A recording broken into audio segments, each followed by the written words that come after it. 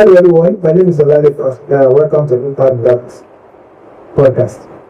This is a show where we bring together a conversation for people to get inspired, to get empowered, to get connected, and to think about the work that we do and then how the logic just works and how exchange ideas is what around us and the thing that we're doing. So today we have a very special guest to join this exciting conversation and to this journey platform to share on the role of media in activating and sustaining development. And I have between me Grace, who is the chair of the Nigerian Union of Journalists, a veteran journalist actually, spent a lot of time in the media space as a practitioner. She's still very much in the media space as well. But not only that, she's also very much active within leading as a chairperson community. I think she's playing a very, very good. And not only shaping a very rare glory policy and all of that. So, welcome as an guest. So, like I always do with all my guests on the show, I just start with the conversation that I think we really want to say about the difference of what's the two and how do you get here and what's the past story. I studied English and I said I don't want to do any other thing, but I want to see myself on TV. That was how I found myself doing TV with ITV. So if you observe when I said I saw somebody on TV and I said I want to be like this, that means that passion is there. So you must have passion for whatever you want to do. Most times we study courses in school, but you end up not doing that particular course you're doing. So when you notice that there's something you love doing so much, it could be fashion, even if you studied science in school and you're out of it, please follow your passion. Follow what you do, because the driving force now is not what you study in school and that's exactly what you become after school. No. So a lot of parents these days, what they do is they begin to groom their children, and they begin to understand what they like watching most, what they like saying most, what they like doing most, and they pursue and the system grow that way. So that was exactly how I found myself in the media industry, and it's been awesome. It's been wonderful, and I don't think I can do any other thing than journalism, any other thing than PR. So I love talking. I want to see myself take the news. If you had watched the news, yes, on Monday, you would have seen me taking the news on Monday. So I will also give us another assignment on Monday next week. So you tune to ADBN, DSTV 258, and you will see Grace Ike. And gradually, I developed that interest to lead. I didn't just become the chairman of NUJ now. I was a chairman at the National Assembly, and I was leading over 100 persons. And so now I'm serving, I'm not reading, I'm serving over 2,000 journalists, if not 3,000 in Abuja. So that passion to lead was there. I just want to assist, I want to talk, I want to help. And gradually I started, grooming myself, trying to occupy leadership position from assistant chairperson of the National Assembly, House of Reps Press Corps. Gradually, I became the chairman, the first female chairman that I've ever led since 1999 in the National Assembly. Yes. And aside that, I was also the first vice female chairperson at the NUJ Correspondent Chapel. When we say correspondent, it means every other media houses in Abuja that is not federal, it is not Radio Nigeria, it is not VOM, so all of that is federal. But when it comes to Vanguard, ADBN, and some online newspapers, you see, they are correspondent. So I had to go for that position as a vice chairperson of correspondent, and I was the first female correspondent. And when I finished my 6-year tenure in the House of Reps, I said, I want to go further. I still want to serve. And I vied for the position of the chairman, first female chairman, after 41 years of its establishment. Now, remember they say journalism has no gender. They say gentlemen of the press. But you can imagine, after 41 years, no woman led before then until I came on board And we've been saying gentlemen of the press, so we are all equal when it comes to the profession. But overall, what I'm trying to pass across is the media profession is a profession that you must have that passion to want to do. And you don't just vie into it because you just want to write or you want to talk, but you are doing so because you want to impact and want to pass a message across. So you are doing that either via TV, you are doing that via radio, or you are doing that via print. Of course, you all know some of the challenges we are facing currently when it comes to independence of the media, But that will not deter you from carrying out your job effectively, efficiently, and it must be tailored towards ethical journalism. Ethical means that thing that is, it is good, you report. If it is not good, do not report. So you must be responsible. So ethics in what we do while we eat, we have etiquette rights in the way while we are eating. So we also have that applicable when it comes to the media space. So it is called ethical journalism.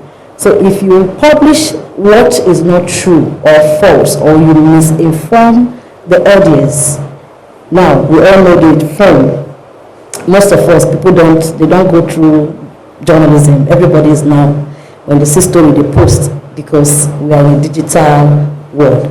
But there are consequences for that as well. Because when you misinform, you create chaos.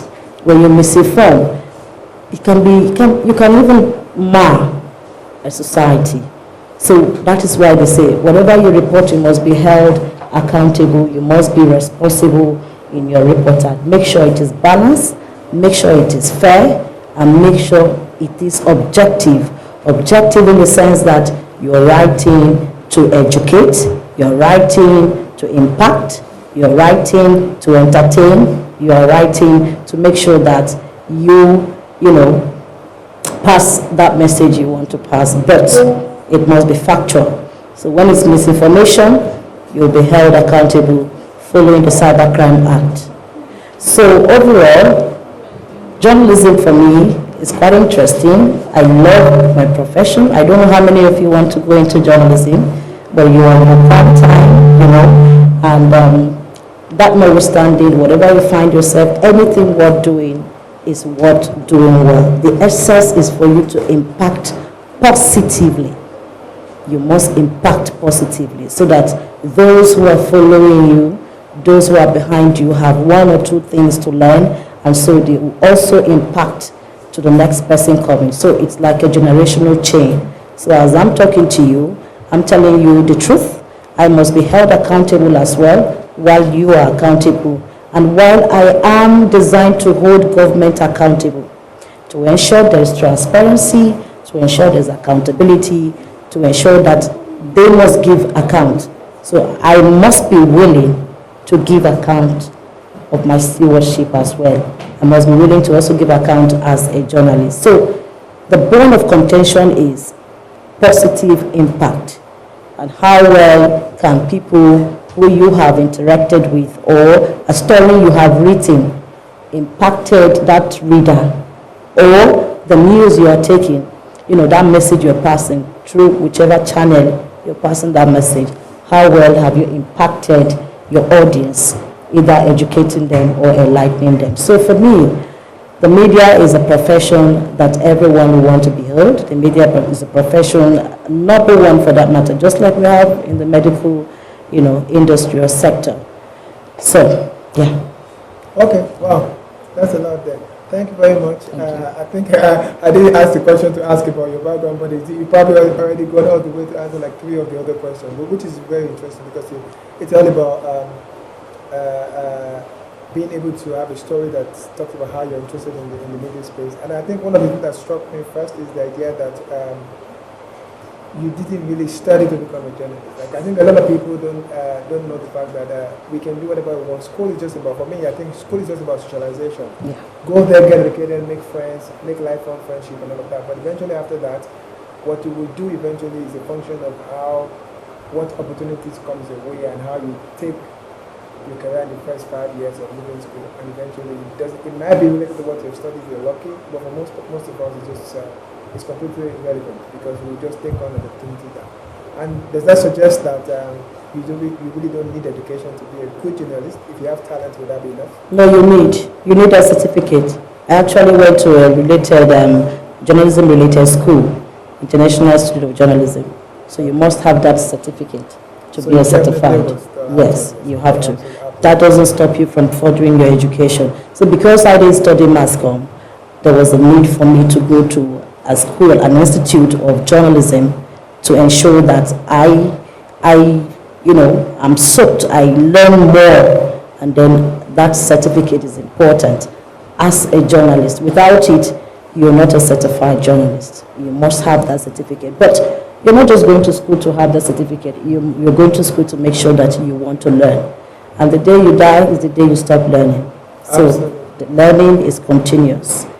It is continuous. Yeah, okay, that's interesting. Thank you very much for that. I thought this point, I just wanted to chip that in to just be sure that maybe it's that we don't think that education is very important. I think education is important for almost every course, but just mean that there's also smarter or different alternatives in terms of pathways into striving in that.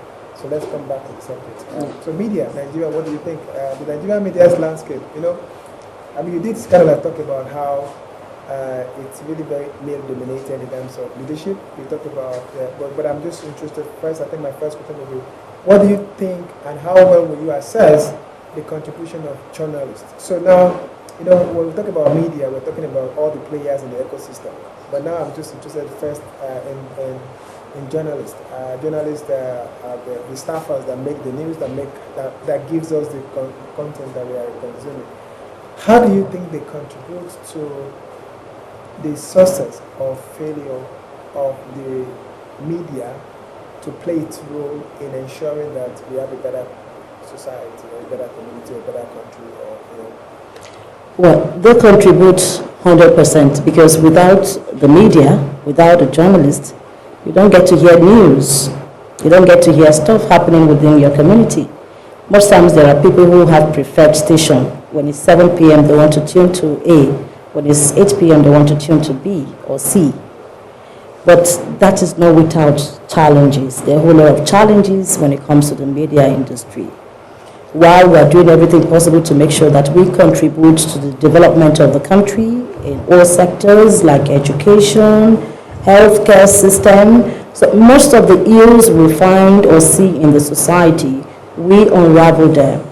We let the public know. For instance, you go to hospital where a patient is not being taken care of, or the doctor says we don't have paracetamol. And you'll be wondering, a hospital without paracetamol? Now, how do you know that hospital A did not take care of a patient and lost that patient very well? That is, if a journalist is willing to go extra mile to do undercover investigative journalism. And we know when it comes to undercover investigative journalism, it's not actually easy. It's something you have to take your time. It's not days, it's not months, but you will take your time to make sure that you uncover a whole lot of ills and atrocities and injustice a lot of people face in a particular hospital. So by the time you have months to go, 2 weeks to go, 3 weeks to go, most times the fund is not there. And that's why I say there are a whole lot of challenges. Most times you're not being paid very well. There are media houses that do not pay their staff very well. And whatever you do and you're not taken care of and the morale is not there, the push to want to do more is not there. So these are some of the challenges we are facing. Aside from, most times it's censorship. The independence of the media houses most times becomes a problem because the owners of the media industry will say this story A, the person involved is my friend, I don't want that story to go out. And they say kill it. And sometimes they will say, okay, unravel that matter, I want it to go out. So we face a whole lot of challenges. But despite that, it takes a journalist who is determined, who is resilient, who has that passion to want to unravel injustice and corruption in the society. So without the media, you and I will not be seated here. So I'm talking because you're listening with keen attention, because I'm telling you exactly what a lot of people or most of us face in the media industry. Sometimes It's all about harassment, intimidation in the media industry, particularly for the female gender. But it goes on, particularly for the female gender, to say, I stand for what I believe in, despite the intimidation, despite the harassment. I will not be deterred to tell the truth. And I'm happy during the May Day, we said, despite the economic situation, we will continue to reclaim the civic space. Most times, no accommodation. Most times, transportation becomes a challenge. Most times, we can't afford to buy fuel or diesel to run the station. So a whole lot of challenges, but whether we like it or not, we contribute 80% to the development of a country. So the media, you either make or mar a country. But it's not always easy, and because you just want to stand independently, that does not mean you just see any story and you publish. Like I said, there are consequences for stories that are false. If you misinform the public, you will face the full wrath of the law. If you tell stories that are not right, you will do so. And that's also one of the challenges we are facing, because a whole lot of people pick up their phone, and when they see people, they just begin to interview people without going through the rudiment, without going through schools, or without knowing what and questions to take. How, when, where, what. These are some of the W's and the H that you go through when you study mass communication, and you have to apply them. So a whole lot of challenges, but most times and in most cases, we remain deterred. We say no. Since we are the first estate of the realm, and the Constitution, Section 22 says they must be given the free hand, they must be free, freedom of information must be there, press freedom must also be a criteria. It is non-negotiable. It is not a privilege, it is a right for every journalist, for every media house. But despite that, you must make sure that whatever you publish is the fact, is the truth, nothing but the whole truth. Absolutely. Most times, you must make sure that you have evidences of stories, either video or audio messages, that you can use to back up your story, because most people, when you're done publishing, they want to come fighting you, and that is where intimidation and harassment comes into play. Women face a lot in the media industry, but I will leave that for you. Okay, I will thank you very much. I keep wanting to interject, because you are really so much important points in terms of, and you're just like, I mean, as well just like, think about this very important thing, and it just shows how much you've been involved in the space, and how much you know about the space, and how much you know about what's really happening. And when you were speaking earlier, my follow-up question was different, but I want to do this, and I will.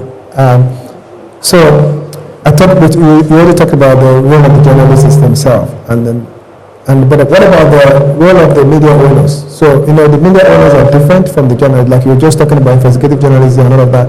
We know that it's important to ensure that fact is accurate and comment is free, because that is one of the very core of a democratic society. Because if you cannot confirm the importance of independent media, we don't have a democracy, because it's very important, a very vital part of a democratic society. But then, how do you ensure independence of the media? I think there is a two-way thing. On one end is the freedom that you have, that the government and the leaders allows us to use the medium of expression, the freedom of expression and all of that, on one hand.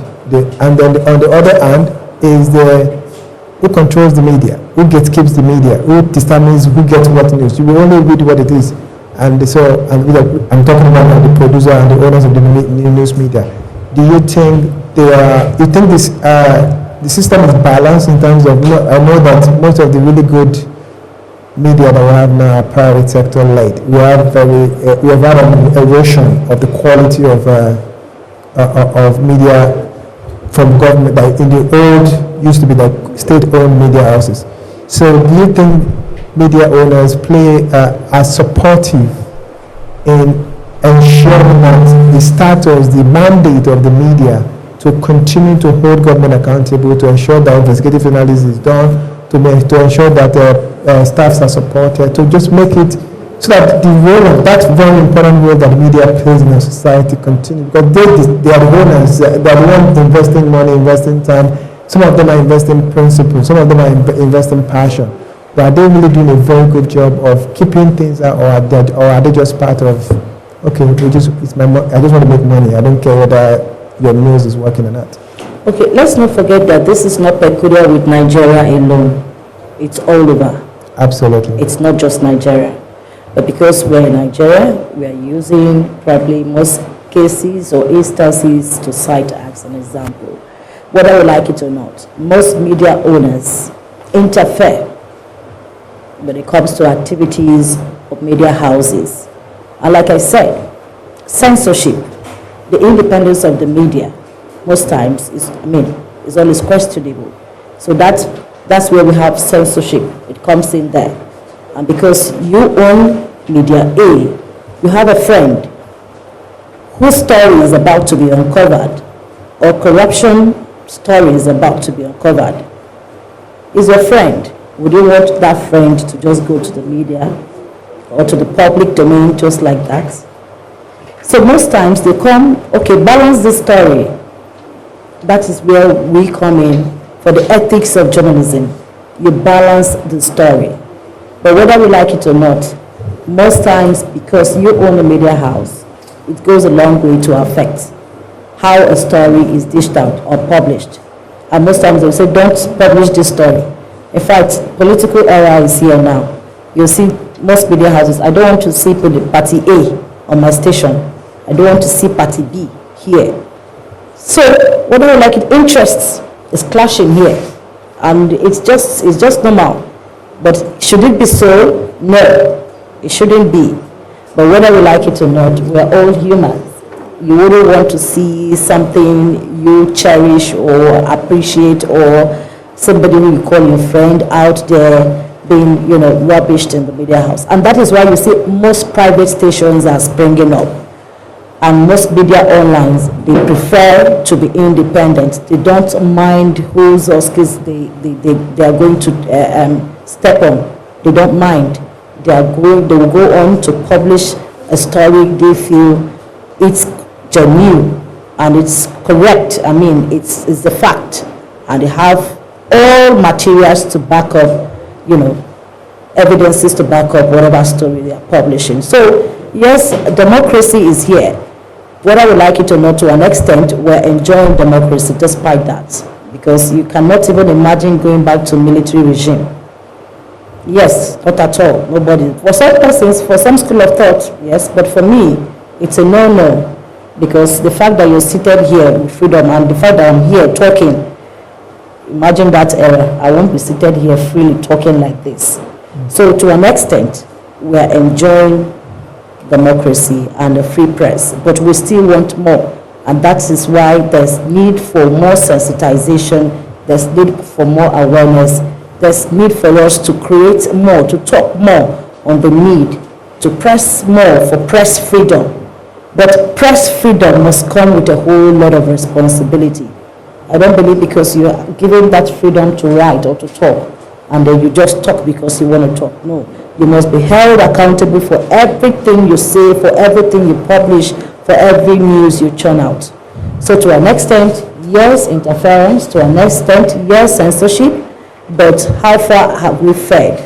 There's more room, there's need for improvement, there's more that needs to be done in terms of clamoring for more press freedom, and then have more undercover investigations, coming up. So if we know Mr. A cannot publish this, we know Mr. B can actually go on air and publish without any interference or censorship. But overall, democracy has come to stay, and absolutely. We don't have a choice. We are enjoying it. Yeah.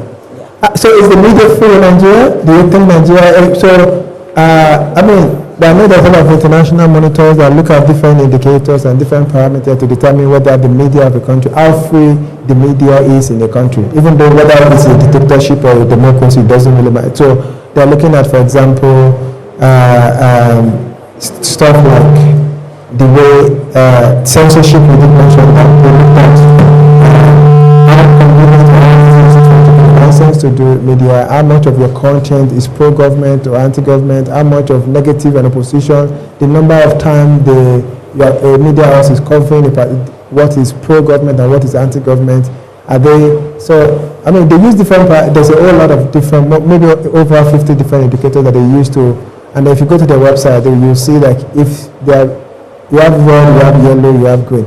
But without going too into all the indicators and all the details, so just generally to just think about it, do you think the media in Nigeria is free? So I also believe that there's need for us to deepen democracy. There must be reforms to protect the independence of the media and democracy to an extent, because we've seen scenarios where most times, security agencies will just barge into offices because of what they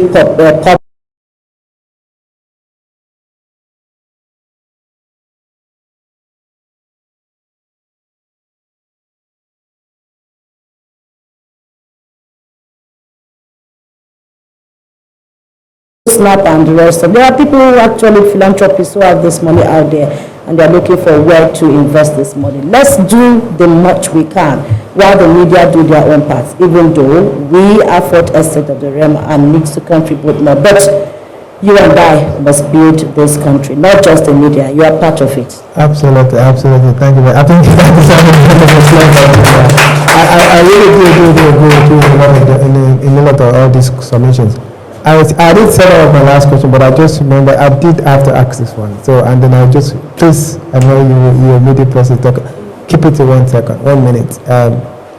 So is the media threatened? Is the traditional media threatened by digital media? Now, most of us get our news now from TikTok, on Facebook, on Instagram.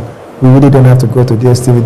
Just a couple of weeks ago, I think last week actually, I was reading on the internet that DSTV lost 1.3 million subscribers. Now, almost all the print media is dissolving. They are dissolving into actual print production. They are reducing the number of the circulation print, but they are doing more online to try to target the digital media as well so they can get more content. But do you think the change and the advance of technology has empowered the media but limited the capacity of media owners or traditional media to gatekeep news because you did actually mention that as well. 100%. The traditional media is threatened, whether we like it or not. A lot. I don't need to sit and go home to watch. My phone is enough. In fact, I went for a mobile training with NLNG, and they taught us multimedia, mobile journalism. I can use my phone just like what you do with your laptop and TV. And edit a story, and you think I'll use CapCut. A lot of us probably know CapCut. If yes, you go CapCut, you TikTok, digital media is going global. It has gone global, not going global. And then with the advent of AI, it gave on it. You understand? But most times, most of the stories we see are not true; they are false. And that's why we also need to rely on the traditional media again. So everything that has advantage has its what? Disadvantage. So absolutely. So that talks about the power of misinformation, the potential for misinformation, and then you have to just oppose that between do you want to expose ourselves to how much misinformation we can do, or how the traditional media process ensure that most of these stories are fact checked and there is more news and all of that. Okay, thank you very much. I'll just have room for, I think it's only fair to just give room for 1 or 2 questions. If there is any, if there is none, I'll just, yeah, please. The story online that he was sued in that case to actually bring it down, that he was sued to court. So in that kind of situation, I saw it online, like he was sued and he was told to pay a particular sum of money. So I was wondering that she has done something fraudulent, and this person is trying to tell the story to people, to Nigerians and everything, and he's the one that is being sued. So is it that the story is not true or what? Okay, there are different angles to it. It could be there's a particular picture that is not supposed to go out. Just like I said, we have issues regarding the Cybercrime Act. And we've been hearing and crying that it should be repealed, that they should adjust it. But pending when that is done properly, you just have to be careful with the pictures you post online, because it is internet technology. Without the permission of the owner, the person can actually sue you. It depends. There are different angles to it. And then if you read, I don't know this, I know her story, but I don't know the particular line or statement that must have gone out there that is either true or false.